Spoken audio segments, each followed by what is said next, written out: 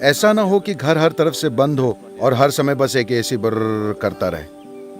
ये भी एक चीज है। आपके आसपास मौजूद ध्वनियों की गूंज इस शरीर को पूरी तरह से झकझोर रही हैं, हर समय बर्र।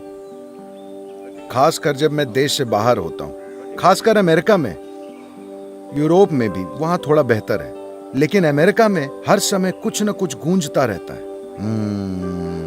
हर समय जब मैं यहां आता हूं तो लगता है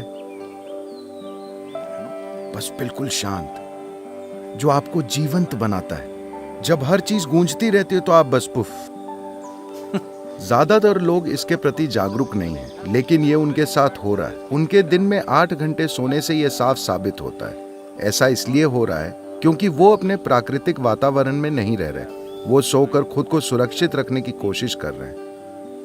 तो खुद को बीमारी से बचाने के लिए, खुद को मानसिक रोगों से बचाने के लिए, खुद को हर तरह के असंतुलन से बचाने के लिए आप दिन में 8-10 घंटे की नींद लेते हैं। यानी आधा जीवन आप मरे पड़े रहते हैं। मौत हमेशा एक आसान हल होती है,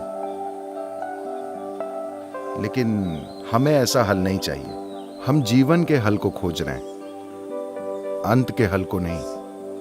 किसी चीज का अंत करना उसका हल होता है ना? हल है या नहीं? हल है, लेकिन हमें वैसा हल नहीं चाहिए। हम यहीं रहना चाहते हैं, जिंदा और पूरे हल के साथ, अपने जीवन में उतनी लागत लगाने के लिए।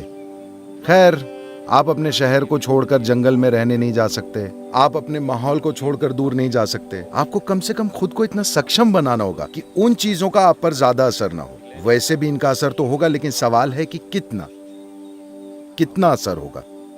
कम से कम अपने घर में, अपने आसपास कुछ पौधे लगाइए। अगर खुली जगह ना हो तो अपने कमरे में ही लगा लीजिए।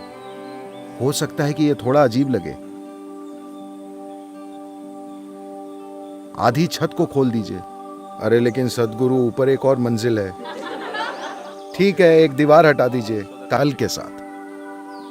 तो अगर ऐसा होना है तो शायद आप थोड़े अजीब लगें, मुझे भी आप अजीब लगेंगे, लेकिन आप जहां सोते हैं वहां कुछ पौधे लगा कर रख सकते हैं।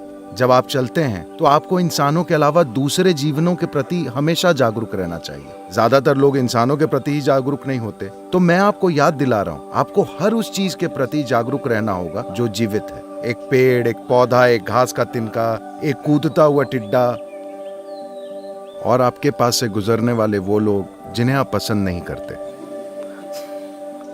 अपने आसपास की हर चीज के प्रति जीवंत होना बिना किसी भेदभाव के। अग्नि तत्व योग की भूत शुद्धि की पद्धति में और एक मजबूत जीवन के रूप में खड़े होने की हमारी क्षमता, इन दोनों का गहरा संबंध है। अगर हम पता लगाना चाहें कि आप जिंदा हैं या नहीं, हम ये चेक करते हैं कि शरीर गर्म है या ठंडा, यानी आग मौजूद है या चली गई है। हर वो चीज जिसे आप इस धरती पर जीवन कहते हैं, वो सिर्फ सूर्य की अग्नि के कारण है। एक आग का गोला वहां जल रहा है, सिर्फ उसी के कारण जीवन संभव हुआ है। हो सकता है बाकी सारी सामग्री मौजूद हो, ये खाना पकाने जैसा है, हर चीज मौजूद है, लेकिन आग नहीं है, खाना नहीं पकेगा। तो जीवन ने खुद को पकाया है, मुख्य रूप से सूरज की आग के कारण। दुनिया में बुनियादी ऊर्जा बस वही है। तो खुद को स्वस्थ रखने के एक तरीके के रूप में आग का इस्तेमाल, ये योगिक प्रणाली का एक अभिन्न हिस्सा है। जैसे आप पानी से स्नान करते हैं, उसी तरह आप अग्नि स्नान भी ले सकते हैं। हम क्लेशनाशन क्रिया में यही करते हैं। ये लोगों के लिए असाधारण नतीजे पैदा कर रही। मैं आप में से हर किसी को सलाह दे रहा हूं कि आप अपने बेडरूम में एक दिया रखें, अपने सोने की जगह से सुरक्षित दूरी पर, और इसे हर रात जलते रहने दें। इससे आपके लिए जबरदस्त फर्क पड़ेगा। वरना आपके पास एक शक्तिशाली रूप से प्राण प्रतिष्ठित स्थान होना चाहिए, जो हर समय एक जलती हुई अग्नि के समान हो। या तो ये या वो, इन दोनों में से एक चीज हर घर में होनी चाहिए। हमेशा एक दिया जलता रहता था एक भारतीय घर में, हमेशा।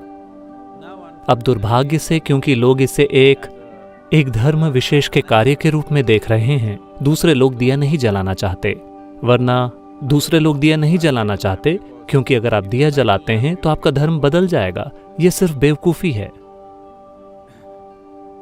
तो मुझे लगता है कि कुछ धर्म पानी पर दावा कर सकते हैं, फिर नहाइए मत, अपने हाथ मत धोइए,